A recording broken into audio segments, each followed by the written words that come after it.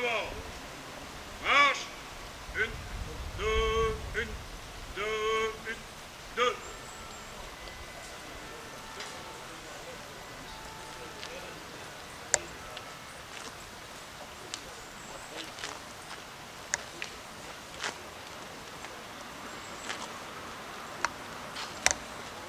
Avancez un petit peu la barrière si vous voulez bien, pour qu'il puisse passer.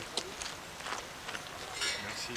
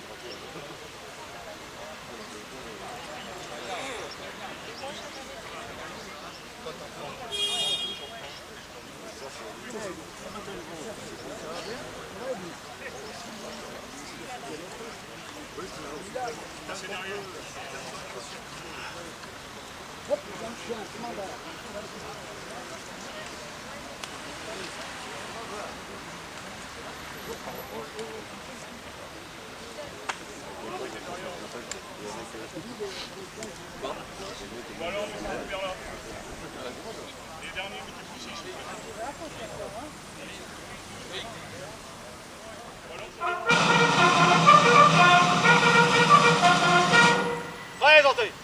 En.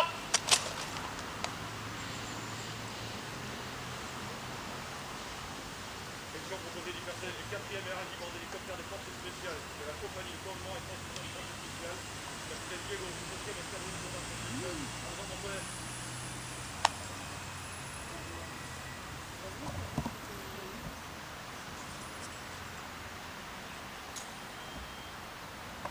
Reposez.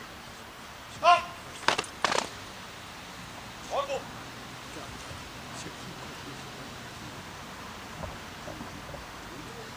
Mort.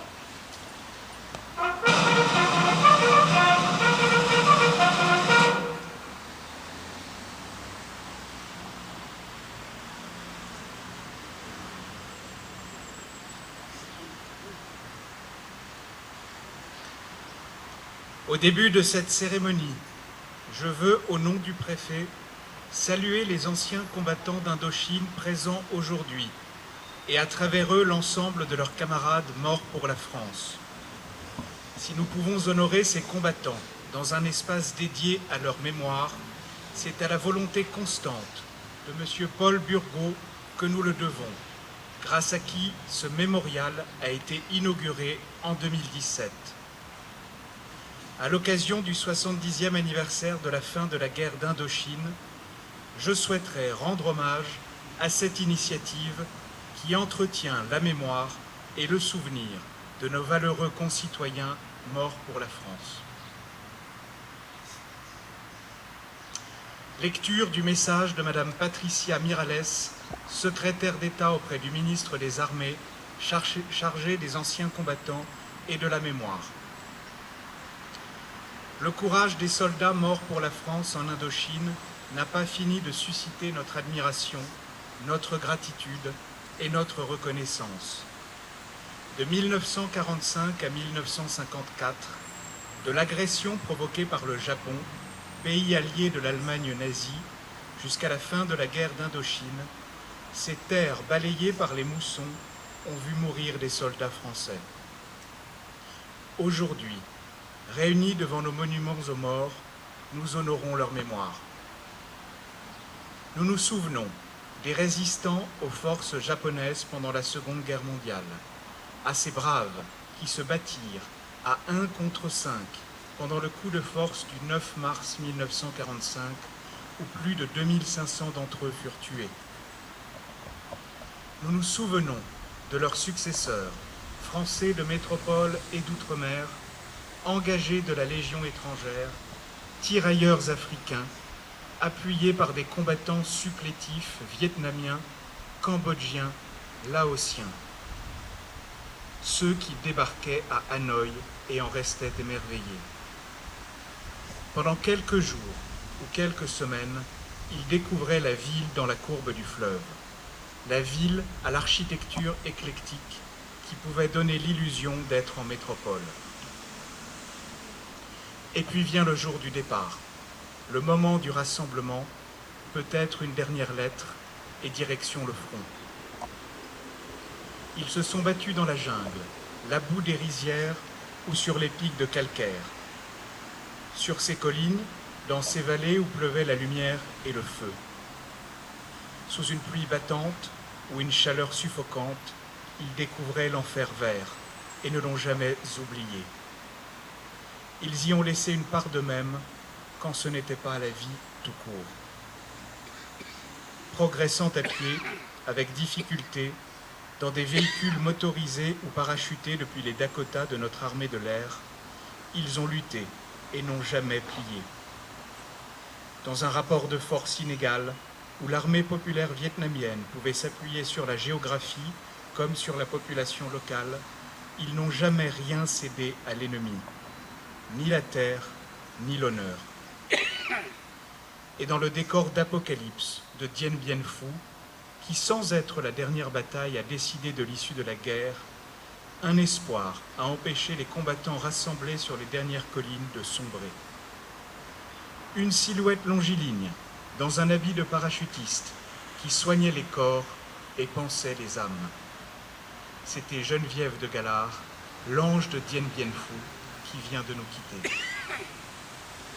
Nous nous souvenons de ces hommes, pétris de courage et de résolution, volontaires pour beaucoup, que la défaite n'a pas brisé. Nous nous souvenons des prisonniers, de ceux de Dien Bien Phu et de tous les autres, encerclés dans une rizière ou capturés dans une clairière. Ils n'avaient pas fini de souffrir dans ce pays qu'ils ont aussi tant aimé.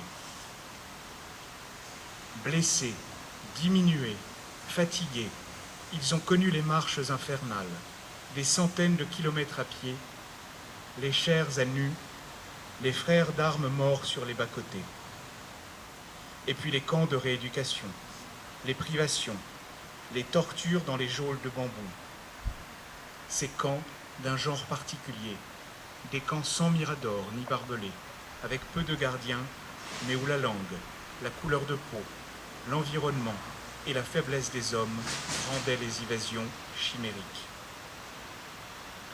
La plupart des prisonniers survivants, restés quelques mois dans les camps, sont libérés à l'été 1954, après la signature des accords de Genève. Si peu d'entre eux nous sont pourtant revenus. Parmi eux, ils sont nombreux à avoir été confrontés aux soupçons par leur propre armée qu'ils aspiraient à retrouver de compromission avec l'ennemi. 70 ans après, le temps n'efface ni leur souffrance, ni leur courage, et encore moins la reconnaissance de la nation. Car là-bas, en Indochine, dans cette guerre lointaine sur les cartes, comme dans les esprits, dans ce conflit de la guerre froide et qui n'intéressait pas une métropole tout occupée à se reconstruire, les destins individuels se sont brisés et des héros se sont révélés. Ces frères d'armes y ont consacré le meilleur d'eux-mêmes, leurs valeurs, leur courage, leur jeunesse. Ils méritent que nous nous souvenions d'eux. Honorons les morts comme ceux qui en sont revenus et qui, depuis, portent la mémoire de leurs frères d'armes. Vive la République et vive la France.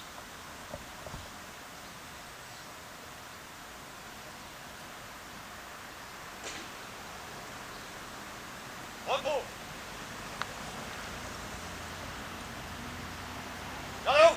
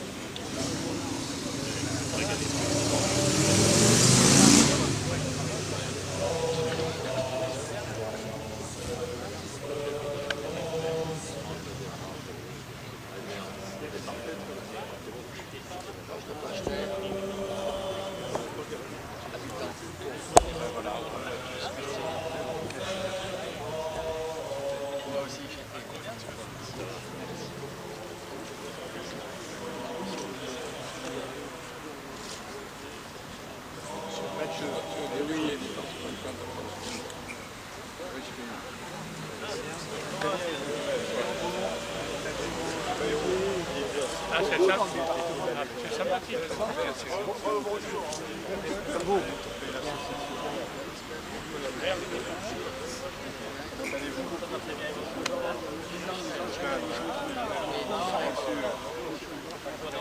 Il a mis comme les officiers de réserve.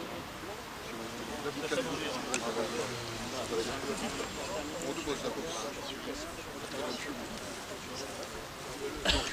L'amical, les officiers de réserve.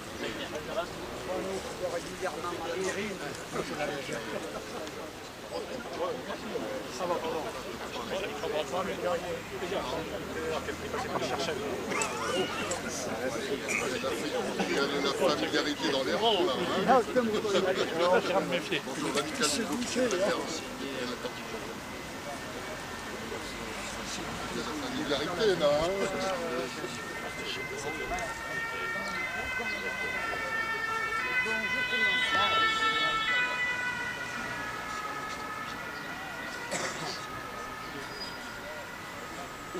Garde-haut!